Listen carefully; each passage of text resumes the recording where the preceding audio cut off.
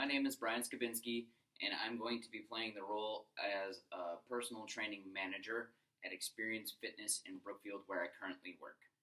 The audience framed is going to be new trainers going through our training camp. Now, training camp is our introductory training that lasts about 3 weeks before we send their trainers on their individual ways and going through the company. The world we live in plays hell on our bodies, and all training clients need some form of corrective exercise. By the end of training today, you will be able to identify and prescribe corrective stretches and exercises.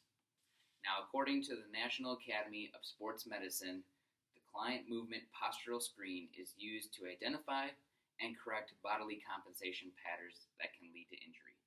Now, that is what we're going to be doing today. We're going to be looking at the body in 3 different directions. We're going to be looking at the anterior portion of the body and the way the body moves. So that's looking at it from the front.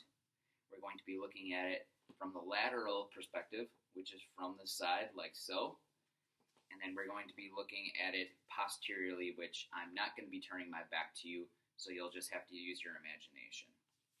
So I'm going to be breaking it down through the foot using the foot first.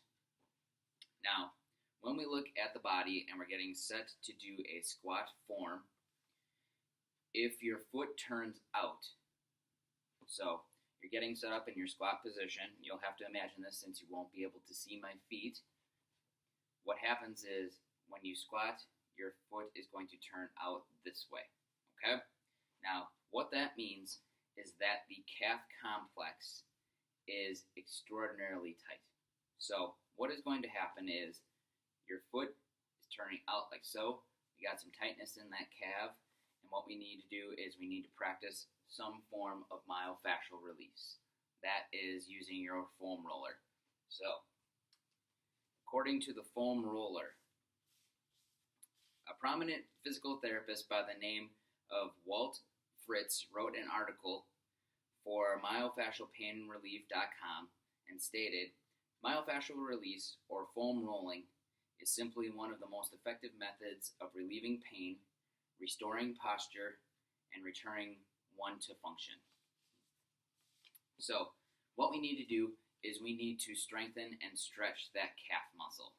So what you would do is you would go up against the wall and make sure that you're bending your toe as high as you can up towards your knee. And that's going to help stretch out your calf muscle.